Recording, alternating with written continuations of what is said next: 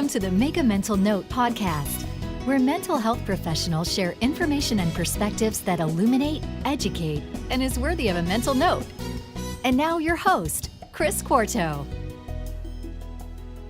Hi, everyone. This is Chris Quarto. Welcome again to the Make a Mental Note podcast. It's been quite a while since I've done one of these podcast episodes. I think the last one was back in March of this year, of 2016, in fact. I was just getting the itch to get back in here and start doing these interviews again, because it's so fun interviewing therapists who are in the trenches doing fantastic work and helping people change, make positive changes in their lives. So I wanted to start doing this again. I want to start off with a quote for today before we get into the podcast episode. And the quote is this. It has to do with creativity. Creativity doesn't wait for that perfect moment. It fashions its own perfect moments out of ordinary ones. Isn't that a great quote? Well, that actually leads us into our podcast episode for today with Michelle Stangline. She's going to talk about creativity in counseling. And before we get into it, I want to apologize. The first 3 podcast episodes, they're not going to sound, at least my part of it, when you hear me, it's not going to sound that great because I wasn't using the right microphone setting. I was actually using the internal microphone on my computer instead of my normal Yeti microphone here. So I apologize for that ahead of time, but the content is fantastic. Michelle does a great job talking about creativity and counseling, and so I think you'll like that part of it, but I apologize ahead of time for having that microphone setting. Anyway, let's get to the interview with Michelle. Hi, everyone. Welcome again to the Make a Mental Note podcast. I'm joined today by Michelle Stangline, who is a school counselor and a part-time private practitioner in Georgia. And Michelle, welcome to the podcast. Thank you, Chris. Thanks for having me. Oh, sure. Well, why don't we start off by having you tell the mental note-taking audience a little bit about who you are and what you do for a living. Well, I'm a licensed counselor in the state of Georgia. I've had experience working at the Ridgeview Institute in Atlanta. I've been an adjunct professor for Argosy University Counseling and Mercer University Graduate Counseling. I'm also a school counselor, and I do private practice on the side along with writing for the website and my ebooks. And your website, tell the audience about the website. What is the name of that website, Michelle? It's creativecounseling101.com, and we have over 900 pages of activities, printables that you can print out, colorful printables with easy step-by-step directions, or in education call them lesson plans. And it's a quick and easy way to learn how to do things such as in the creative counseling realm, such as art therapy, sanitary therapy, play therapy, shelter house therapy, which is basically dollhouse therapy, an incredibly effective tool. And just being creative with your clients and meeting them where they need to be met.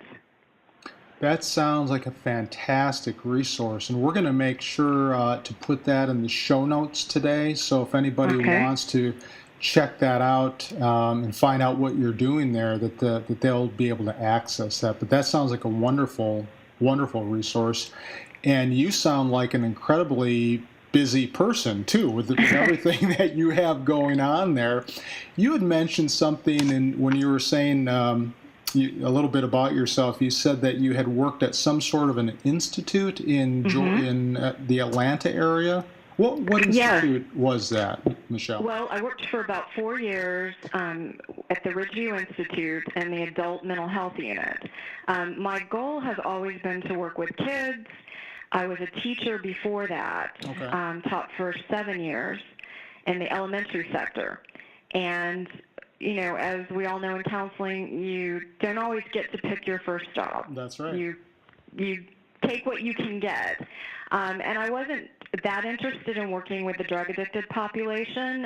It was basically psych issues with drug addiction, and we would have group, we would do family sessions. It was basically where you go when you have a drug overdose or you're bipolar and you need your meds adjusted or you're suicidal.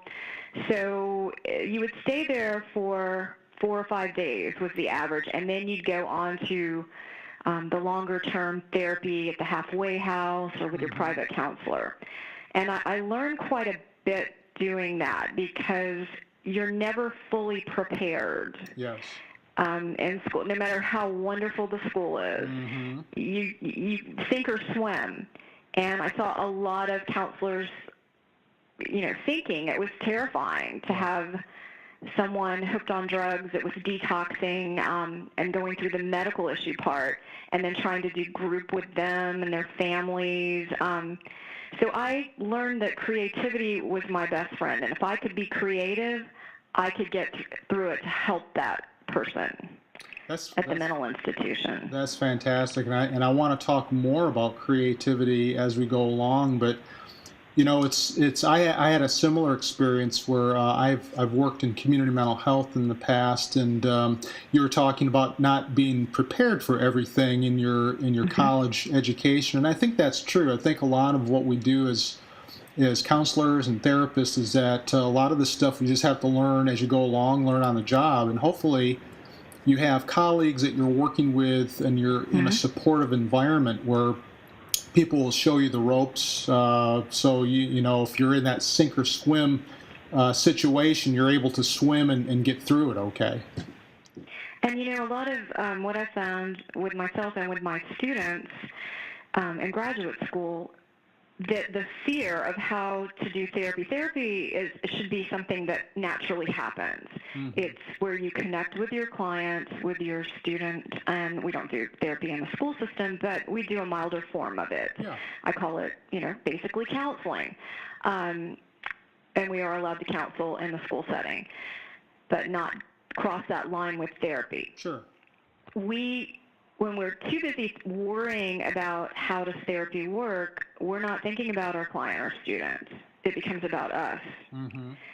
So my hope as a professor was to take that away from my students, to help them, give them all the tools they needed. And if you can teach someone to be creative at any level of schooling, whether it's kindergarten or graduate school, you can teach them how to survive and thrive in any setting. Because when you're creative, you can find ways to deal with any problem that comes your way. So my goal was to teach counselors how to be creative in the session and not just rely on the theories that were taught. I know I went to a fantastic grad school, but we parroted back. How are you, I hear you saying this, I hear you saying that. Right. That wasn't enough. That wasn't good enough for me as a therapist, and I found it very unhelpful. So creativity became my best friend, and going to trainings with play therapy, sanitary therapy, art therapy trainings. I'm not an art therapist. However, I have had a lot of art therapy trainings. I see. That allow me to do art therapy. And, art therapy is one of the most effective yet easiest techniques to use as a counselor. You basically need markers, paper, and pens, colorful media. And it should be utilized, and we should be teaching these in graduate schools to students. Sure. Yeah. One of the most horrible moments I had as a counselor supervisor for an internship program with one of my students, she had brought in a pen, just a black pen and paper drawing from a 5-year-old. And I said, where's all the color? Where's the different media? And she said, well, I just have paper and pen at my internship. And I thought, how sad to not have the tools you need or know how to use the tools, because when you look into colors, the color a person chooses tells me so much. Color psychology. And you learn this along the way, but the website and the ebooks are there as a guide for you, a step-by-step guide. Mm-hmm. I've actually taken the classes that I've taught at Mercer, play therapy, sand tray therapy, ethics, communication skills, and art therapy. I've taken those and added them to the ebooks. It's a step-by-step. So if you weren't in one of my classes, you could actually take the ebook and go step-by-step. Use it on yourself first. That's one of my major components. Mm-hmm. You got to do it to yourself. You got to understand it for yourself. Mm-hmm. In a sense, doing therapy on yourself, see what the client's perspective is through your own perspective, and then seek the training, do the ebook, and you will, if you are licensed, you will be ready to go. Mm-hmm. Mm-hmm. So it's almost a learning by doing type of experience that you're talking about there. It truly is, and it goes back to the theory that, would you want to go to a counselor that had never been to a counselor? I used to say to my students, would you go to a dentist that had never been to a dentist? No. Mm-hmm. Mm-hmm. So, one of the things I have always believed in, if you're going into this field, you need to look at your own baggage. We all have baggage. And understand your baggage. Are you going to fix your baggage? Some of it might get fixed. Some of it won't, because we can't really fix things in counseling. We can only plant seeds and hope that clients can take that seed and grow it into something. But with, the theory is you do it on yourself. So my grad students would actually take the lesson and they'd apply it to themselves, and they'd see how it truly worked, such as the sand tray and dollhouse therapy. Mm-hmm. You won't understand how it truly works unless you do it on yourself and you realize how powerful these tools are. Well, it sounds like how all this started for you, or maybe it was prior to that Ridgeview Institute, but it sounds like when you were talking about that earlier, that you had mentioned that you were in a situation where you had to be creative. Mm-hmm. It's almost like that old saying, necessity is the mother of invention. So it sounds like in your case that you had to punt. I mean, you had to come up with things, different ways of doing things, maybe things that you hadn't been taught in graduate school. And perhaps this was the genesis of your creative spurt, so to speak.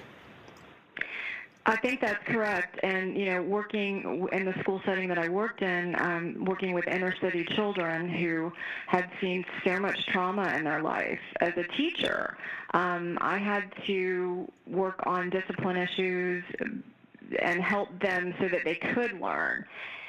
So, in the heat of the moment, I was able to come up with some ideas and write them down and start creating lesson plans with this.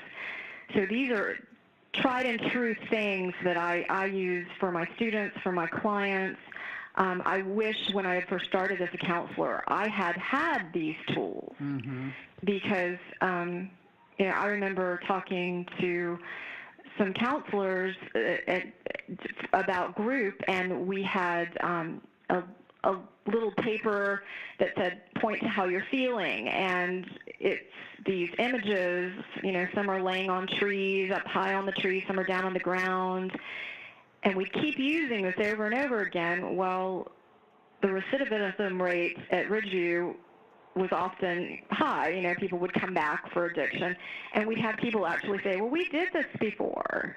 So we needed to get creative there and help people find ways that were more visual, because talk therapy is great, but if you're only using talk therapy, you're not getting using what you need for your clients. There's so many more components to therapy than just talk therapy.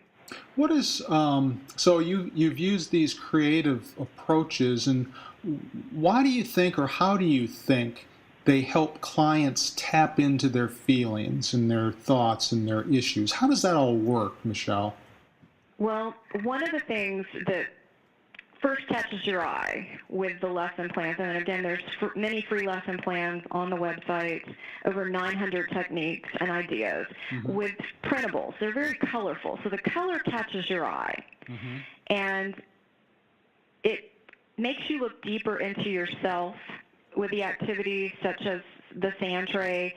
We take the miniatures out of the sand tray, using them for different things. Adult play therapy is part of it. Do I get my adults out with playing with puppets? No, but using a miniature and reenacting things in the sand tray or outside of it, reenacting it in the dollhouse, drawing it, it brings forth a visual. And you can even take it home. It's something you can take home. I know in graduate school, when I was there myself, back in the old days, they required us to take some counseling.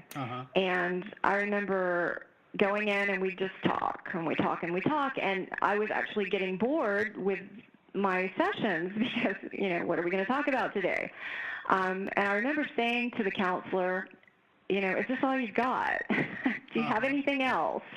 So she was very intuitive, and the next week we came back and we did a visual imagery, which I thought that was great, but I was thinking, there's got to be more than this. In my internship as a school counselor, one of the things that we use, would be come in and draw a picture. Well, draw a picture of what? Give me some more tools for that. And then house tree person was just overused. So there's so many different ways that you can get information with miniatures and with drawings that are not really being said by the client. And the client wants to understand these. Right. They want to be able to say these things, but they don't have the tools with just talk therapy. Yeah, and I wonder if some clients feel more comfortable using these creative approaches, or maybe too that it's easier for them to access and talk about feelings if they have this sort of a medium that they can use as part of the therapy process. Yes, I have had great response to it. And I have many friends who are in private practice and school counseling, and they even use it, and they love these techniques. I have people emailing me from all over the world using these resources. In Africa, I've sent free ebooks to them so that they could have these resources. Sure. My son's girlfriend's a neurology major, and she just did an internship in Bali. And she took the Creative Counseling 101 ebook over there to show them this, because many countries don't have the tools that they need. But I've had great success. I even have, parents of children, which I'm very careful about because I don't want people to be using these tools if they're not trained. What I say is if you've got a counselor, you might want to take this to your counselor and talk to them about using it. So I've had people actually come and seek these techniques out, and take it to their counselors. And the counselor would email me back and say, well, thank you so much. That was a great idea. Around the world, believe it or not, China is one of our biggest countries, many in Europe. Africa is very big, the Middle East. I have a lot of creative counseling clients that are therapists contacting me for information. And I try to give a lot of support too. I will email them back within 24, 48 hours, talk to them about what their results were, not doing therapy, but more of a supervisor position. So the clients that counselors are using these techniques with, they're not only kids, they're adults as well. They're adults. Yeah. Yes. Okay. So that's neat to hear, because you oftentimes hear play therapy, sand tray, these types of things being only used with kids, but it sounds like you can apply these with any range of client, really. Definitely, and that's one of the gifts that I got from working with the adult population at Ridgeview. It helped me become a better therapist, helped me understand that adults should have access to these techniques too. that it wasn't just fair using it with the children. And, again, I'm not pulling puppets out with the adults, but I have a Sandtray miniature collection, and having an adult pull out miniatures, that maybe just a couple. I know we have a genogram on the site, and it's a printable genogram, makes it fast and easy. You don't have to have all of the training on genogram. It will help the therapist focus on the therapy and not the rules of how you do a genogram, what symbol do you use for the stepmother, this and that. And people will actually put the miniatures down on the form that we've already created on the website and reenact their family history on this genogram, sometimes just using 3 miniatures. And it's amazing what they will pick. And using the Symbols Guide, which the Symbols Dictionary, Penguin has a fantastic Symbols Dictionary. You can truly see what's deeper in the psyche of your clients. Yeah, and the thing that's neat about that is the use of these miniatures, using the sand tray, these types of things. It's using more of a concrete type of an experience as opposed to just talking with one another. It's providing a different way, an alternative way for clients who might not necessarily feel comfortable just with the verbal give and take that you typically would see in counseling. But yet you have this alternative medium where they might be much more willing to express their feelings or thoughts. And I wonder in your work, Michelle, with clients, if you found that there are certain themes or stories that start to appear as you're working with clients using these creative counseling techniques. Is there anything kind of in common or just sort of themes that tend to pop up or appear as you're working with clients? Well, each person has their own story, and each person will present their own theme. But one of the things that show up in using these tools is patterns, and you can help the clients identify more patterns.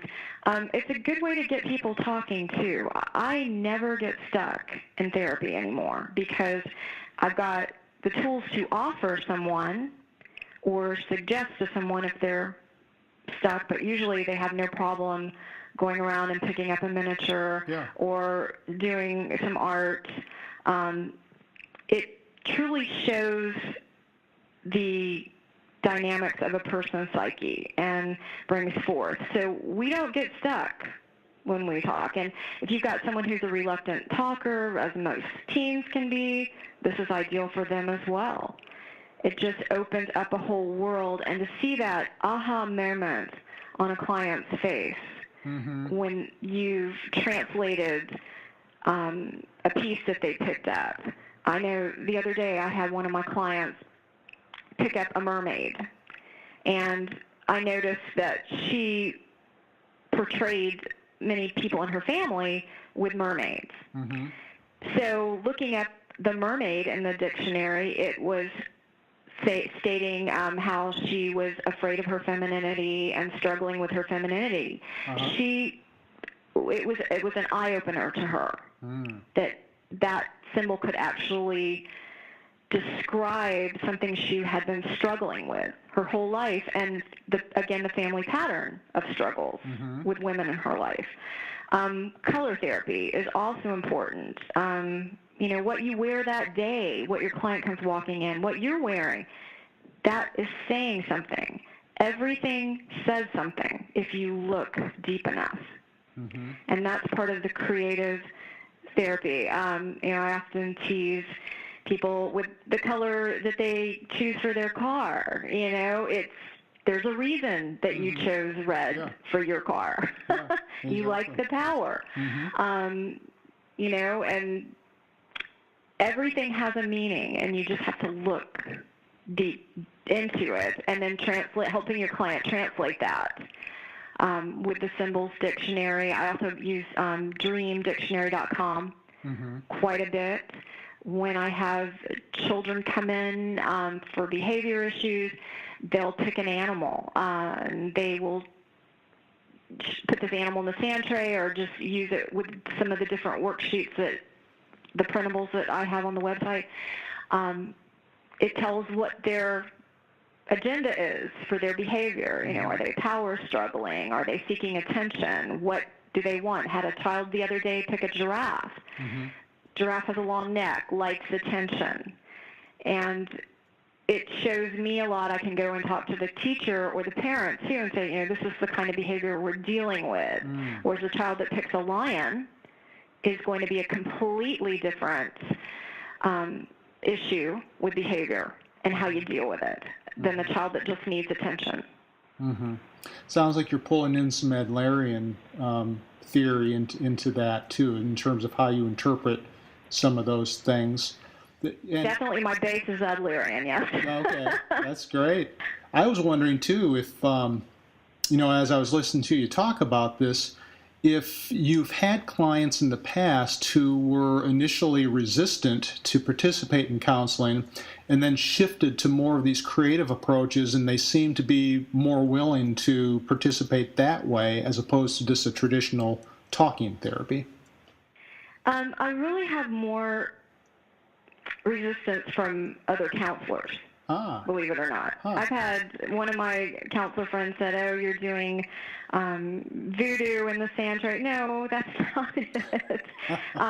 There is a magic to the sand tray that is, sometimes I even think, how did that happen? But it always holds true. You know, the sand tray is very Jungian,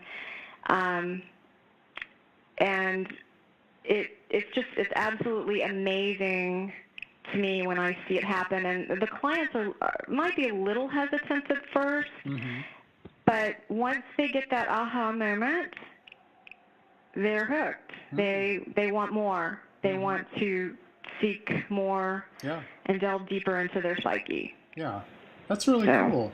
Well, tell me a little bit about your recipe for success, Michelle. When you're working with clients, you know, clients have these different types of problems, and I'm kind of curious about client success stories. You know, clients that you've really seem to benefit from counseling. You know, and looking back at some of your successes, what's been your recipe for success in helping clients, you know, resolve some of the issues that they've had? Well, again, going back to creativity and teaching people how to be creative in their lives can open up their life so much more. And I can't say enough about it, being creative and showing others how to be creative. Finding a way that works for them. And each person has their own ticket that you've got to find, you know, that carrot that will help a person, whether they be a child or an adult. And once you can find that and help them work through that with creativity to get their needs met, that has shown a lot of success. I also believe you have to go back sometimes into the past.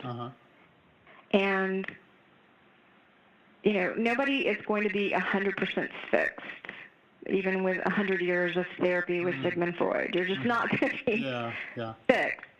But you know, sometimes clients have to come back. And being able to have a safe place to come back to is also important. And checking in with your therapist. So some of these clients that you work with, have they ever told you, oh, I'm not a creative person, I wouldn't be able to do any of this stuff? I hear that all the time. So yes. And actually in my graduate school program, my students were not allowed to say I can't draw or I'm not creative. I said that's an automatic F, because you are. I truly believe people were born natural artists and natural scientists, and somewhere along the line we allow someone to take that away from us. It could be ourselves, you know, telling ourselves we're not good at this. And in art therapy, you're not supposed to, you know, be able to be a Rembrandt. That's not going to happen. You draw on your own level, and the drawings are yours. You own them. They're part of who you are. You can look on the website, all of the illustrations are mine. You know, I draw like a child. And years ago was an art major, actually, that my professors used to say, you're not good enough to be an artist. You draw as if you have butterfingers. Well, that works. You know, to me, I am an artist because it works. They're colorful. They're happy drawings. They pull you in. And you have to find your own way, but it's there. The artist is in there. It might not be Rembrandt, you know, it might be a Butterfinger artist, but it's there. The scientist, the seeker is always going to be there. You just have to find it again. Part of what you're saying then is that you, I guess in relation to your students, is that you have to give yourself permission to be creative and to be okay with the fact that maybe I'm not a Rembrandt, but it's still okay. What I do in terms of creative, what, you know, my drawings don't look that great or whatnot, but it's still okay. And maybe even communicating that to clients as well, that it doesn't matter how good of an artist you are, just be willing to be open to experience. Exactly. And again, you know, if you're an art therapist or doing creative therapy, you need to be aware that there's a developmental level of drawing, and that can also help you see where your client is. You know, at what age level is your client doing art on, and why? Were they traumatized at a certain age? Working with this client, you've got to find ways to help them through it. So when you introduce creative methods to the client, that opens up an entire world for them to go and try to be creative in their job or with their home life or with their spouse or child. It opens the door and gives them permission that it's okay to seek creativity in everyday life. Have you had clients in the past, Michelle, who were kind of challenging clients who didn't seem to benefit as much from the creative approach, or there was just something about it that made the using this kind of an approach a little bit more challenging with them? What can you say about those types of clients? Well, there's always the resistant client, and I would say that people who have been affected by drugs are the most challenging. You know, once you choose to go down that path with drugs, it changes the way your brain is, and drugs make it very difficult. Drugs really suck the life out of our clients. And, you know, it depends on how long they've been doing it. And I will also say that children who have had parents who did drugs either before or during gestation or after, those children are very challenging as well, because not only are they having to deal with the addiction part, but there's usually mental illness in the family that is passed on. So I would say that clients who do drugs are the most challenging. And resistant. And, you know, getting them to come back in for therapy is very difficult as well.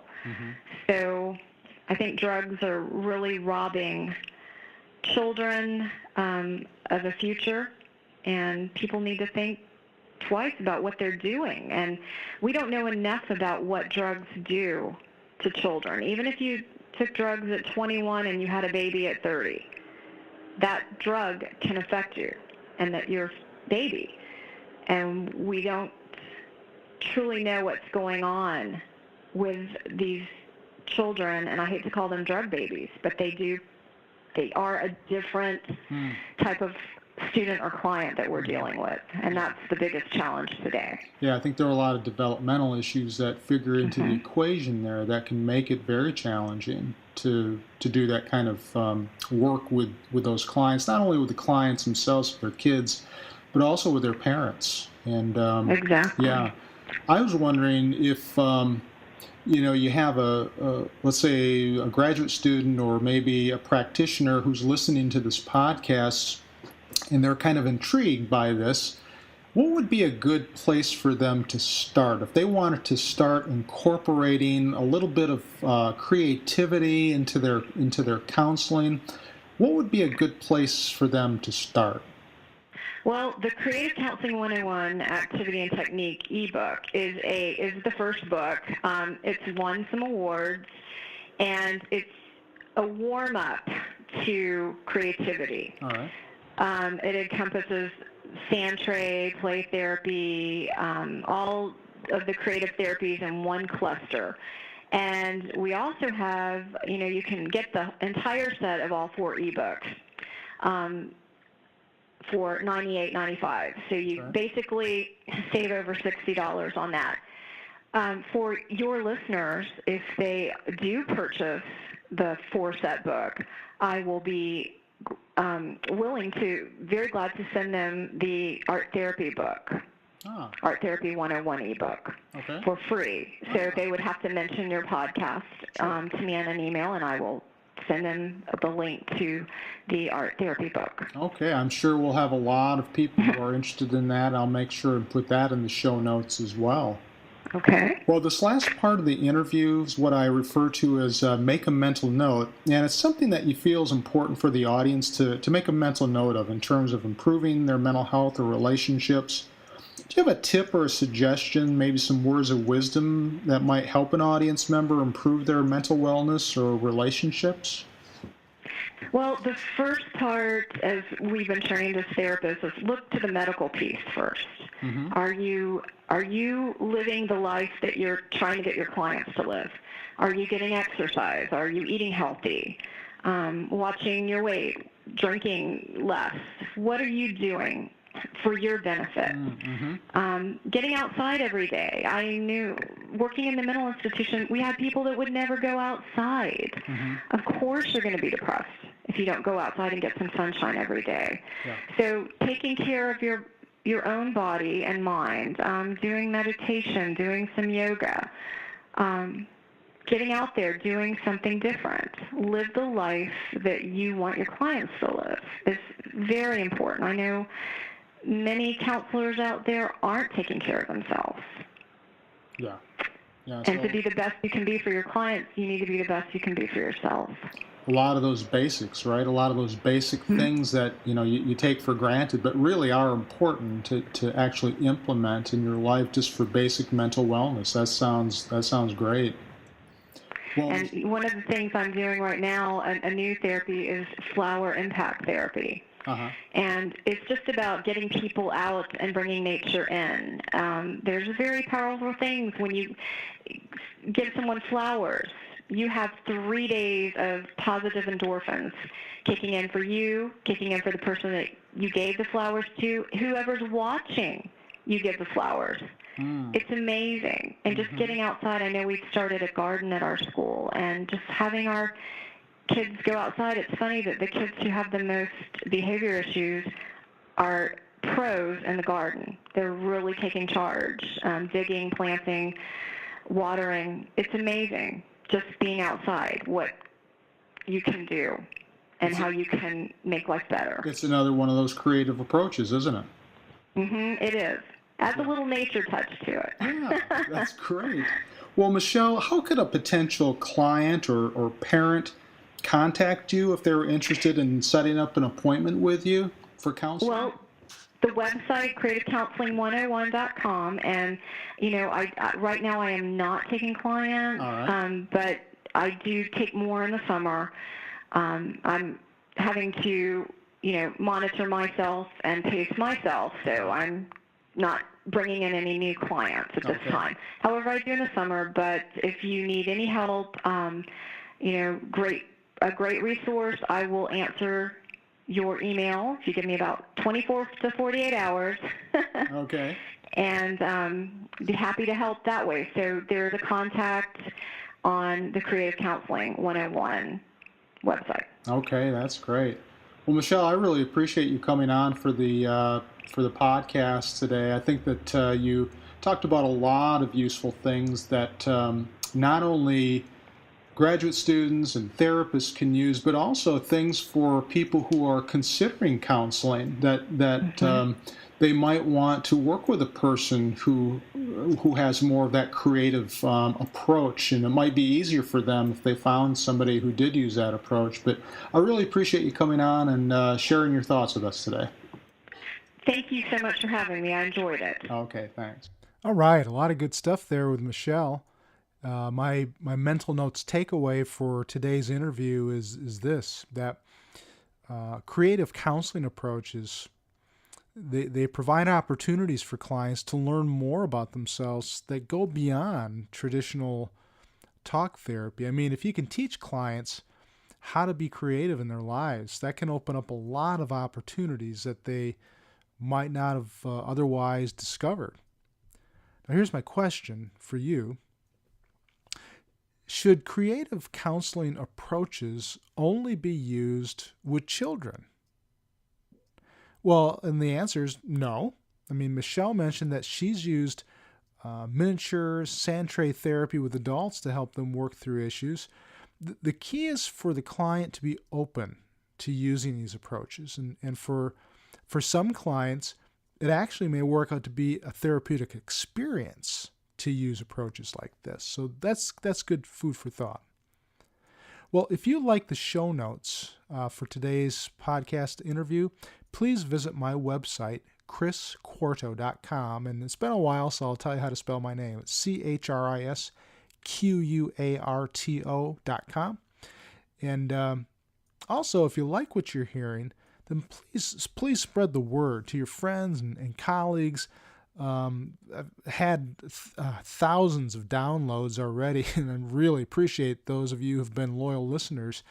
And I think that new audience members are really going to like what they hear. So if you wouldn't mind, just spread the word. Let people know that Make a Mental Note is back on the air. So until next time, have a great rest of the week.